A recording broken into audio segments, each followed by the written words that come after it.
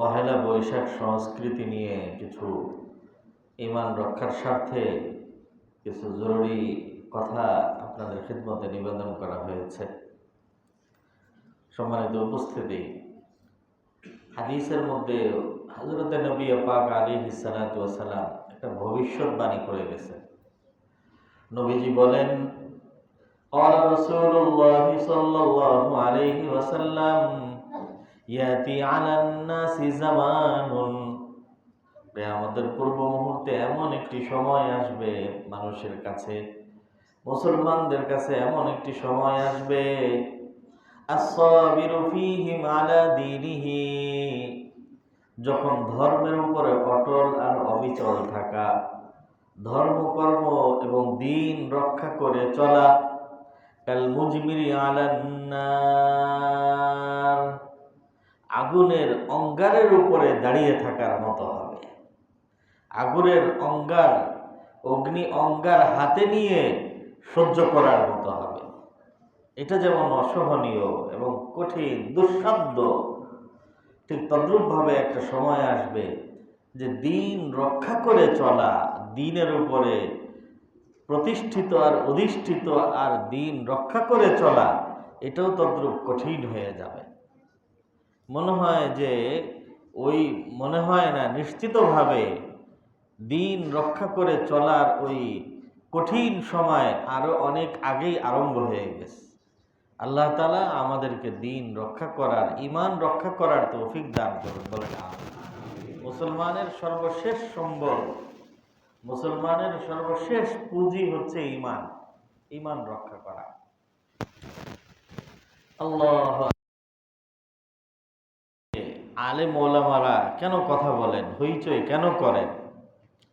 তার কারণ হচ্ছে পহেলা বৈশাখ অথবা পহেলা বৈশাখকে কেন্দ্র করে আয়োজনগুলো এটা নিছক একটা ইভেন্ট অথবা নিছক একটা সাধারণ প্রোগ্রাম না। আমরা লক্ষ্য করেছি যে আজকাল এই প্রোগ্রামের নাম দেওয়া হচ্ছে সার্বজনীন আয়োজন, সার্বজনীন প্রোগ্রাম। সার্বজনীন মানে সর্বজনের জন্য করা প্রোগ্রাম। সর্বজনের মধ্যে মুসলমান আছে না নাই? কথা বলেন ভাই। বরং মুসলমানকেই টার্গেট। গত সপ্তাহে আমি বলেছিলাম যে হিন্দুরা 12 মাসে 13 পূজা করে, আর পহেলা বৈশাখের নাম এটার মঙ্গল শোভাযাত্রা বলেন আর আনন্দ শোভাযাত্রা বলেন আর যাই বলেন, এটার যে বাস্তবতা আর রূপরেখা আর যেভাবে এটাকে top to bottom, A to Z, শুরু থেকে শেষ পর্যন্ত যেভাবে এটাকে চিত্রায়িত আর আয়োজন করা হয়, তাতে একদিনে মুসলমানকে দিয়ে 12-13টা পূজা এক আসরে সম্পন্ন করার নাম হলো পয়লা বৈশাখের বিভিন্ন সাংস্কৃতিক, বাঙালি সাংস্কৃতিক অথবা বর্ষবরণের নামে এই আয়োজন। একদিনে এতগুলো পূজা একসাথে করা হয়, এটার ব্যাখ্যা গত সপ্তাহে দিয়েছি আমি। আল্লাহ তাআলা আমাদেরকে হেফাজত করুন, বলেন আমি এইবার পহেলা বৈশাখ মঙ্গলবার, যেহেতু আমাদের মাদ্রাসাগুলো খোলা থাকে, ক্লাস করতে হয়, সকালবেলা আমি মোহাম্মদপুর যাই, ওখান থেকে 11:30 11:15 দিকে ফিরে আসি। তো আগারগাঁও ইত্যাদি অঞ্চল দিয়েই তো আসতে হয়, আমি একটু খেয়াল করছি।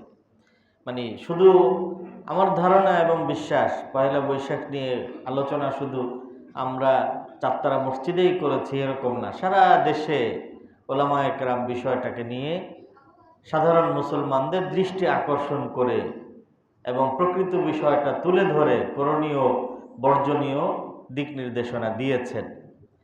তো আমার কাছে মনে হয়েছে, আমি যেটা দেখছি মানুষের ভিড় ইত্যাদি, তাতে খুব বেশি ভিড় আমি দেখি নাই। আপনাদের কার কি নজরে পড়ছে আমি জানি না, আমি খুব বেশি ভিড় দেখি নাই এটার আয়োজনের মধ্যে।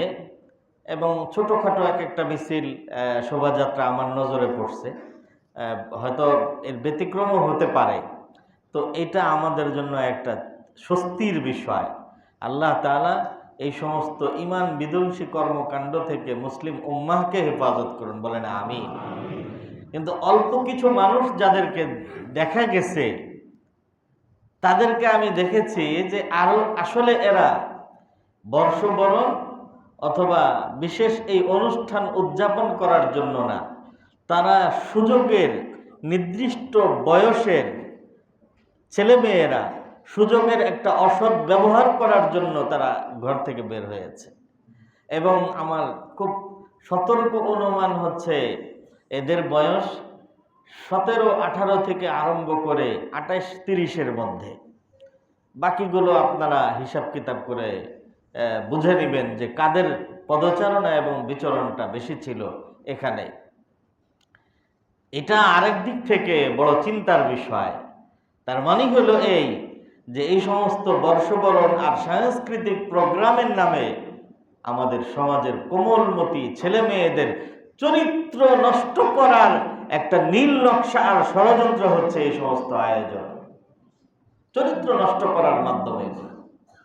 আল্লাহু আকবার। আমি বলছিলাম যে এটাকে মুসলমানদের উপরে চাপিয়ে দেওয়ার জন্য এবং বল প্রয়োগ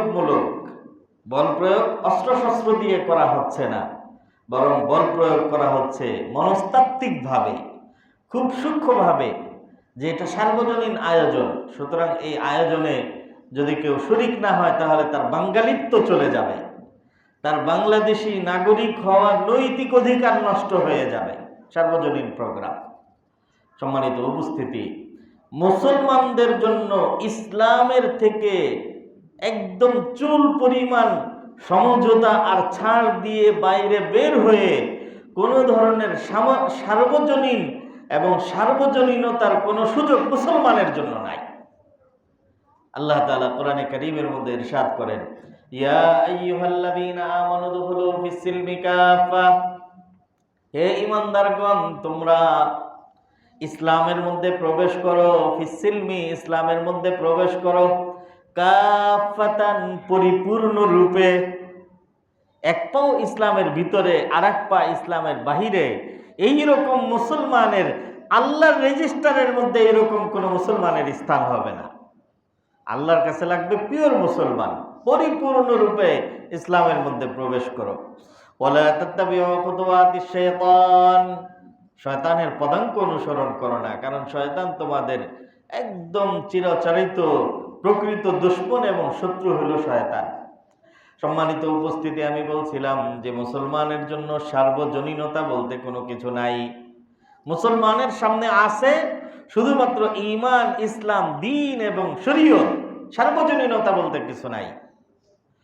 সার্বজনীনতার যখন যেভাবে যে মোড়কে স্লোগান আর প্রোগ্রাম আর প্রস্তাব মুসলমানের সামনে এসেছে, এই সকল সার্বজনীন প্রোগ্রামগুলো এবং প্রস্তাবগুলো এসেছে মুসলমানদের মুসলমানিত্ব আর ঈমানকে নষ্ট করার ষড়যন্ত্র এবং অংশ হিসাবে। সার্বজনীনতার সর্বপ্রাচীন প্রস্তাব হচ্ছে মক্কার মধ্যে নবী আলাইহিস সালাতু ওয়াস সালাম যখন মানুষকে দাওয়াত দিলেন, ইয়া আইয়ুহান নাস কুলু লা ইলাহা ইল্লাল্লাহ তুফলিহু, হে ঈমানদারগণ এক আল্লাহর ইবাদত করো, আল্লাহ ব্যতীত আর কোনো মাবুদ নাই, লাত উজ্জাতের ইবাদত এবং উপাসনা করার সুযোগ নাই, ইবাদতের উপযুক্ত একমাত্র যিনি তিনি কে? এই দাওয়াত যখন দিলেন এবং লাত উজ্জাত মানাত, কাবা শরীফের মধ্যে 360টা মূর্তি প্রতিস্থাপিত ছিল। তো এটার বিরুদ্ধে যখন নবীজি জিরো টলারেন্স নীতি গ্রহণ করে যখন এক আল্লাহ এবং তাওহীদ আর একত্ববাদের ঘোষণা দিলেন, বিভিন্ন সময়ে নবীজির উপরে বিভিন্ন অবস্থা সৃষ্টি করা হয়েছে, কখনো শক্ত, কখনো নরম, কখনো বল প্রয়োগ, কখনো সমঝোতা।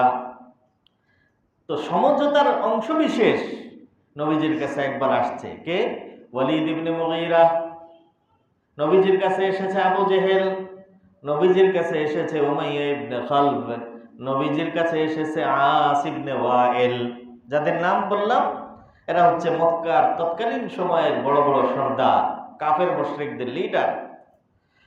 এসে নবী আলাইহিস সালাতু ওয়াস সালামের কাছে প্রস্তাব করেছে, মুহাম্মদ তুমি 1 বছর আমাদের লাত উজ্জাত মানাতের ইবাদত করো, আর 1 বছর আমরা তোমার খোদা আল্লাহর ইবাদত করব। মিলেমিশে আমরা একটা সার্বজনীন, খেয়াল করাই, সার্বজনীন ইবাদতের পদ্ধতি আমরা নাগরিক জীবনে এখানে আরম্ভ করি। নবী আলাইহিস সালাতু ওয়াস সালাম জবাব দিলেন, এই ধরনের নাগরিক সংস্কৃতির নামে সার্বজনীন কোনো প্রোগ্রামের এবং ইবাদতের সুযোগ এবং অনুমতি আল্লাহ তাআলা আমাকে দেন নাই। দ্বিতীয় পর্যায়ে তারা বলল যে আচ্ছা ঠিক আছে, ইবাদত করবা না, তাহলে শুধুমাত্র লাত উজ্জাত আর মানাতের গায়ে একটু ছোঁয়া দিয়ে দাও, এটাই আমরা যথেষ্ট মনে করব।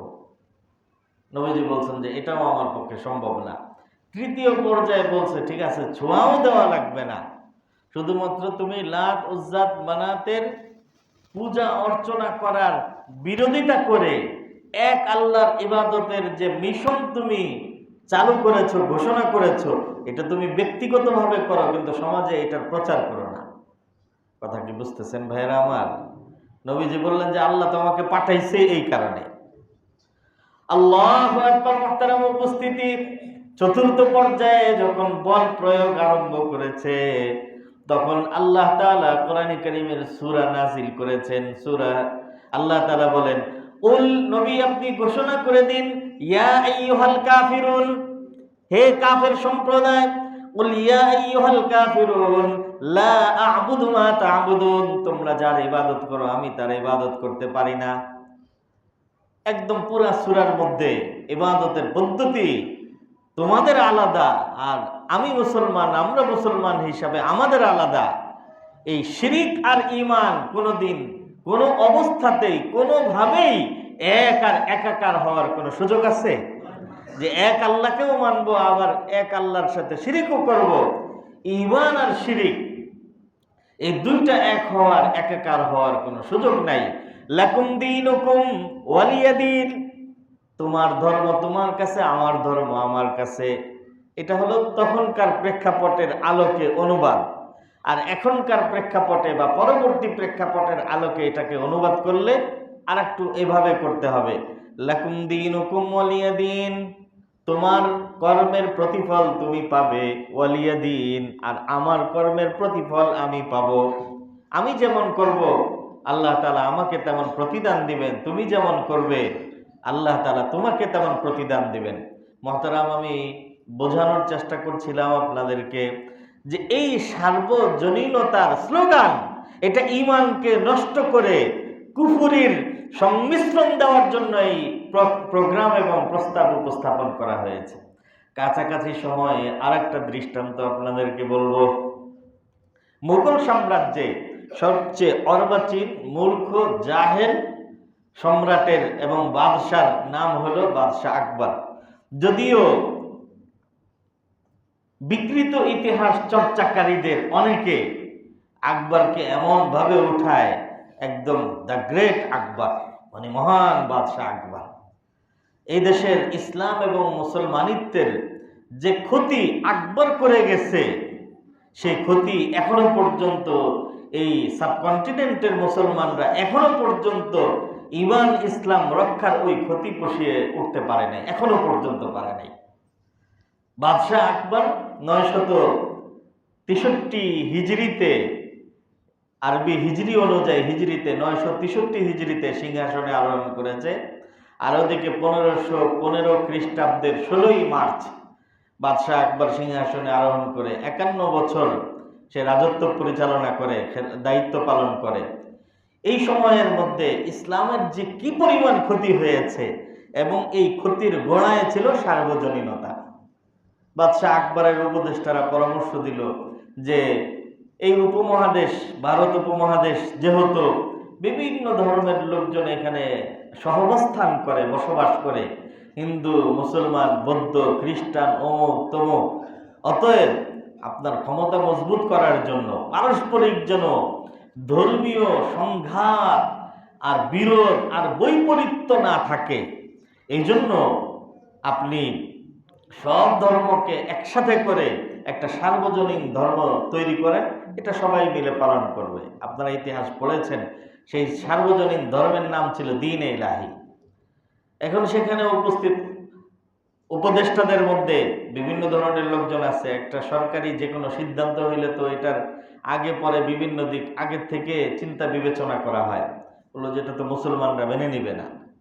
মুসলমানদের মানার জন্য প্রথম কৌশল হইল আপনি বলে দেন যে এক একটা ধর্ম এবং এক একটা মতবাদ বা আদর্শ এটা সাধারণত 1000 বছর পর্যন্ত সর্বোচ্চ এটার মেয়াদ থাকে। অতএব মুহাম্মাদের আনিত ইসলামের মেয়াদ 1000 বছর। আমি আপনাদেরকে মাত্র বলছি যে আকবরের হিজরি সন অনুযায়ী তার সিংহাসনে আরোহণ করার সময় হচ্ছে 963, মানে 1000 ছুঁই ছুঁই। তো অতএব ইসলামের, মুহাম্মাদের আনিত ইসলামের মেয়াদকাল শেষ হয়ে গেছে। এই জন্য স্বাভাবিকভাবে এখন আর সেটার ভ্যালিডিটি নেই, সেটা পালন করার আর বৈধ সময় এবং সুযোগ এখন আর নাই। নাউযুবিল্লাহি মিন যালিক। ইন্না দীনা ইনদাল্লাহিল ইসলাম। আল্লাহর কাছে মনোনীত, নির্বাচিত একমাত্র জীবন ব্যবস্থা এবং ধর্মের নাম হলো ইসলাম। ওয়ামান ইয়াবতাগি গায়রাল ইসলামি দীনান ফালা ইউকবালা মিন। ইসলামের বাহিরে কেউ যা কিছু অনুসন্ধান করবে, ফালা ইউকবালা মিন, আল্লাহর কাছে সেটা গ্রহণযোগ্য হবে না। আল্লাহ বলেন, আল ইয়াউমা আকমালতু লাকুম দীনাকুম ওয়া আতমামতু আলাইকুম নি'মাতি ওয়া রাদিতু লাকুমুল ইসলাম দীনা। কিয়ামত পর্যন্ত সময়ের জন্য আমি তোমাদের জন্য নির্বাচন করে দিলাম, ওয়া রাদিত, মনোনীত করলাম, ওয়া রাদিতু লাকুমুল ইসলাম দীনা, দিন হিসাবে আমি তোমাদের জন্য মনোনীত করার ঘোষণা দিলাম ইসলামকে কিয়ামত পর্যন্ত সময়ের জন্য। বলছিলাম আমি যে এভাবে আপনি শুরু করেন, তো সেখানে তো মুসলমানরা মানুক অথবা না মানুক, সে দ্বীন ইলাহির ঘোষণা দিয়ে দেয়। সুতরাং দ্বীন ইলাহির ধারাগুলো কি ছিল দেখেন। দ্বীন ইলাহির ধারা ছিল এই যে যেহেতু ইসলামের মেয়াদকাল উত্তীর্ণ হয়ে গেছে, এই জন্য মুসলমানদেরকে ইসলাম পরিত্যাগ করে প্রকাশ্য তওবা করে দ্বীন ইলাহিতে প্রবেশ করতে হবে। এবং দ্বীন ইলাহিতে প্রবেশ করার কালিমা হবে লা ইলাহা ইল্লাল্লাহ আকবরুল খলিফাতুল্লাহ মুহাম্মদুর রাসূলুল্লাহর পরিবর্তে। দ্বীন ইলাহির বিধিবিধান ছিল অনেকটা এরকম, একজন আরেকজনকে দেখলে ইসলামের বিধান আসসালামু আলাইকুম ওয়া আলাইকুম আসসালাম, দ্বীন ইলাহির বিধান দেখলে আল্লাহু আকবার, আর অপর দিক থেকে বলবে জাল্লা জালালুহু, ওই যে আকবরের নাম। দ্বীন ইলাহির বিধান ছিল, ইসলামের বিধান হইল চাচাতো বোন, মামাতো বোন, ফুফাতো বোন ইত্যাদিকে বিবাহ করা হালাল, বৈধ, শরীয়তের মধ্যে জায়েজ। আপন বোনকে বিবাহ করা জায়েজ নাই। দ্বীন ইলাহির বিধান হইল আপন বোনকে বিবাহ করা জায়েজ, চাচাতো, মামাতো, ফুফাতো বোনকে বিবাহ করা হারাম। নাউযুবিল্লাহি মিন যালিক। ইসলামের বিধান হইল যে কোনো ব্যক্তি মারা গেলে তাকে কিবলামুখী করে দাফন করা। আর দ্বীন ইলাহির বিধান ছিল যে কোনো ব্যক্তি মারা গেলে তাকে কিবলার দিকে পা করে দাফন করতে হবে। এইভাবে পুরা ইসলামের 12টা বাজিয়ে সার্বজনীন ধর্ম এর প্রস্তাব এবং সার্বজনীন ধর্ম চাপিয়ে দেয় বাদশাহ আকবর এদেশের মুসলমানদের উপরে এবং এদেশের সাধারণ মানুষদের উপরে। আল্লাহু আকবার। সম্মানিত উপস্থিতি, আপনারা এই ঐতিহাসিক প্রেক্ষাপট থেকে আমার মনে হয় সহজে আমরা এই ফলাফল বের করতে পারছি যে দ্বীন ইলাহি মূলত হিন্দুত্ববাদকে সুকৌশলে নাম পরিবর্তন করে এবং ইসলামকে ধ্বংস করে দিয়ে সার্বজনীন ধর্ম হলো দ্বীন ইলাহি। ঠিক তদ্রূপভাবে এই সার্বজনীনতার নামে যা কিছু আছে এটার মূলে এবং এটার পিছনে মূলত এই মুসলমানদের ঈমানের মহান দৌলত এবং সর্বশেষ সম্পদকে নষ্ট করার আয়োজনের নাম হচ্ছে সার্বজনীনতা। আল্লাহ আমাদেরকে হেফাজত করেন, বলেন আমিন। আল্লাহু আকবার। সম্মানিত উপস্থিতি, বৈশাখকে কেন্দ্র করে এবং বিভিন্ন সময়ে বৈশাখী মেলা আছে না নাই? বৈশাখী মেলা এবং আরো বিভিন্ন ধরনের চৈত্র মেলা, মানে হিন্দুদের যে বিভিন্ন সংস্কৃতিগুলো আছে এটা খুব সুকৌশলে আমাদের নগর জীবনে চাপিয়ে দেওয়ার সারা বছরের চেষ্টা অব্যাহত। লালমাটিয়া মাদ্রাসায় আমি পড়াই, তো গেট থেকে মানে মেইন গেট দিয়ে বের হইলে সামনেই মহিলা কলেজ, বা ঢাকার অন্যতম একটা ঐতিহ্যবাহী ফিমেল কলেজ, মহিলা কলেজ, লালমাটিয়া মহিলা কলেজ খুব প্রসিদ্ধ। এই মহিলা কলেজের একদম পশ্চিম দিকে নামি দামি একটা স্কুল আছে, লাইসেম স্কুল আছে, কনভেনশন সেন্টার আছে। তো এই কনভেনশন সেন্টারে আমি দেখি যে বছরের বেশিরভাগ গুরুত্বপূর্ণ সময়ে, মানে বাংলা মাসের বিভিন্ন গুরুত্বপূর্ণ সময়ে, বৈশাখ, তারপরে চৈত্র, এই ধরনের হিন্দুদের যে সমস্ত আয়োজনের সময় আছে, এই সমস্ত গুরুত্বপূর্ণ সময়ে এই কনভেনশন সেন্টারে মেলা চলতেই থাকে।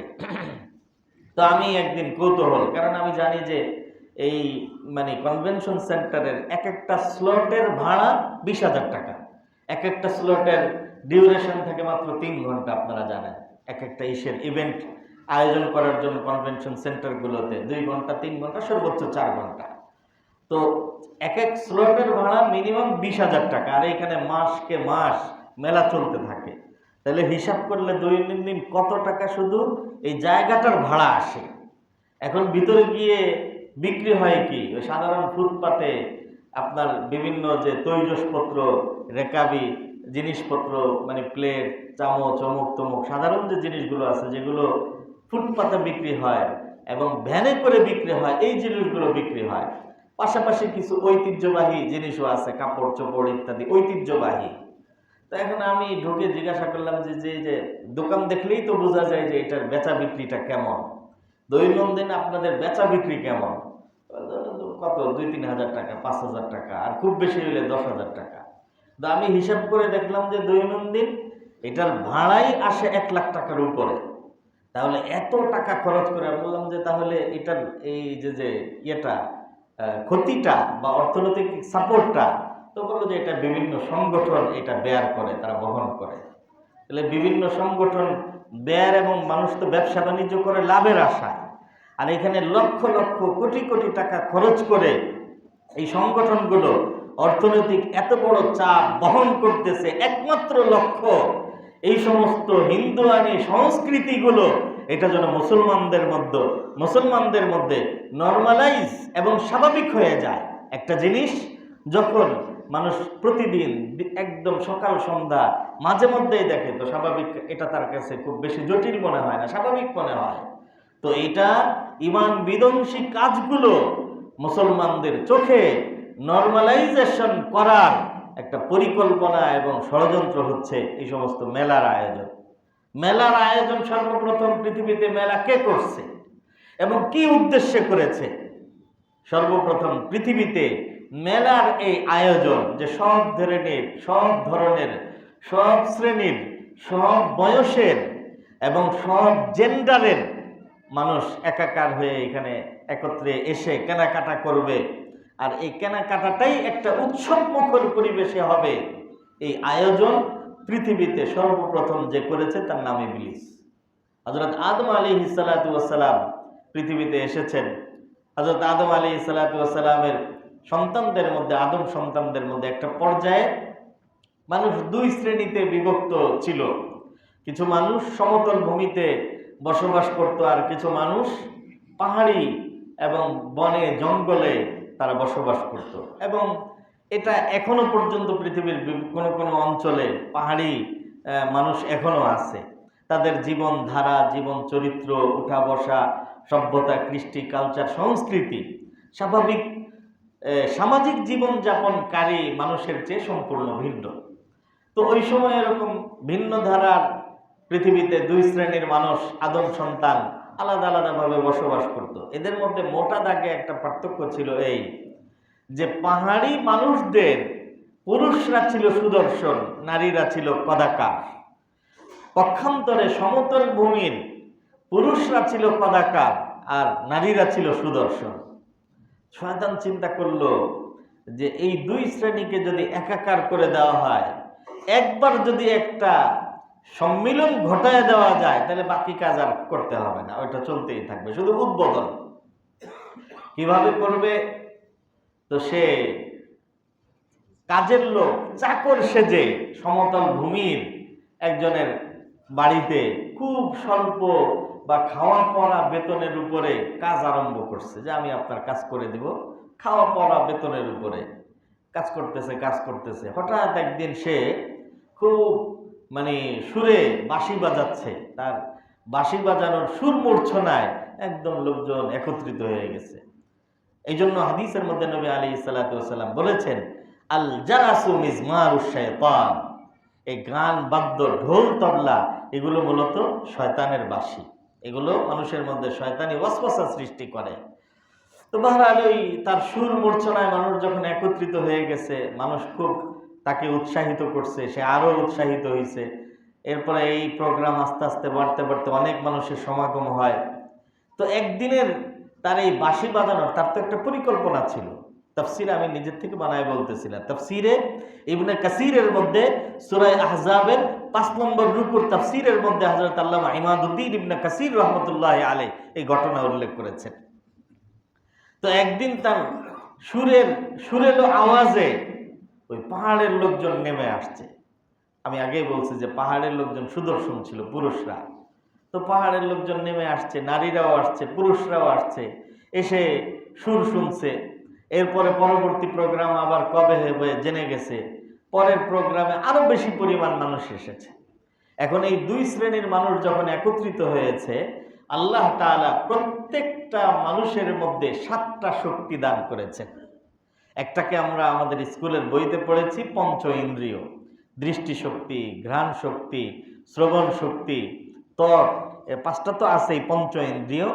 আর 6 নম্বর এবং 7 নম্বর হচ্ছে কুওয়াতে গজবিয়া, অর্থাৎ মানুষের মধ্যে একটা ক্রোধ নামক একটা শক্তি আছে। মানুষ যখন নিজের রুচি, চিন্তা ইত্যাদি এর ব্যতিক্রম কোনো কিছু দেখে, তো মানুষের মধ্যে ক্রোধ সৃষ্টি হয়। এটাও আল্লাহ তাআলার দেওয়া একটা শক্তি। ঠিক তদ্রুপভাবে 7 নম্বর আর একটা আছে মানুষের মধ্যে আল্লাহ তাআলার দেওয়া জৈবিক শক্তি। 7টা জিনিস আল্লামা সৈয়দ মাহমুদ আলুসি রুহুল মানি এর মধ্যে লিখেছেন। আল্লাহ তাআলা কোরআনে কারীমের মধ্যে বলেন, লাহা সাবাতু আবওয়াব লিকুল্লি বাবিন জুজউম মাকসুম। জাহান্নামের 7টা দরজা রয়েছে, প্রত্যেক দরজার জন্য এই 7 শক্তির অপব্যবহারকারীদের জন্য আলাদা আলাদা দরজা নির্ধারিত। দৃষ্টি শক্তির যারা অপব্যবহার করবে তারা এক দরজা দিয়ে প্রবেশ করবে, শ্রবণ শক্তির অপব্যবহারকারীরা আরেক দরজা দিয়ে প্রবেশ করবে। এভাবে এক একজন এক এক দরজা দিয়ে প্রবেশ করবে।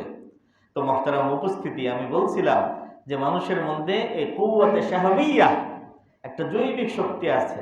এই শক্তির কারণে স্বাভাবিক বিপরীত লিঙ্গের প্রতি, জেন্ডারের প্রতি মানুষের একটা স্বভাবজাত আকর্ষণ, এটা একদম খুব স্বাভাবিক বিষয়। এই জন্যই তো আল্লাহ তাআলা রুলস রেগুলেশন দিচ্ছে যে কুল্লিল মুমিনিনা ইয়াগুদ্দু মিন আবসারিহিম। নবী আপনি মুমিনদেরকে বলেন তারা যেন তাদের দৃষ্টিকে অবনমিত রাখে। নবী আপনি নারীদেরকে বলেন তারা যেন তাদের দৃষ্টি অবনমিত রাখে এবং হিজাব আবরিত হয়ে বের হয়। বাদশাহ আকবরের কথা আমি বলছিলাম। বাদশাহ আকবরের ওই দ্বীনে ইলাহির বিধান ছিল যে নারীরা বাহিরে বের হইলে হিজাব পড়তে পারবে না, চেহারা খুলে রাখা বাধ্যতামূলক মুসলমানদের জন্য। ইসলাম ধ্বংস করার যত নিয়ম কানুন ছিল। সম্মানিত উপস্থিতি, বলছিলাম আমি যে এই শয়তানের এই মেলার আয়োজনে যখন পাহাড়ি পুরুষরা সমতল নারীদের প্রতি আর সমতল নারীরা পাহাড়ি পুরুষদের প্রতি যখন দৃষ্টি পড়েছে, তো স্বাভাবিকভাবে তাদের মধ্যে একটা অস্থিরতা সৃষ্টি হওয়াটা স্বাভাবিক হয়েছে। সুতরাং মেলা ভেঙে গেছে, কিন্তু মেলা ভেঙলেও তাদের পারস্পরিক এই মিলন যে আরম্ভ হয়েছে, পৃথিবীর মধ্যে সর্বপ্রথম বেবিচারের সূচনা ওখান থেকে। এর আগে পৃথিবীতে বেবিচার ছিল না। পৃথিবীতে সর্বপ্রথম এই বেবিচারের সূচনা এই মেলার মাধ্যমে। এজন্য সম্মানিত উপস্থিতি, এটা শুধুমাত্র ঈমান বিধ্বংসীই নয়, এই আয়োজনগুলো আমাদের সমাজের শ্লীলতা, আমাদের সমাজের স্বাভাবিকতা, আমাদের সমাজের চরিত্রের ভারসাম্যতা নষ্ট করার নীল নকশাগুলো হচ্ছে এই সমস্ত বৈশাখী, চৈত্র, অমুক তমুক মেলা। আল্লাহ তাআলা আমাদেরকে হেফাজত করুন, আমিন।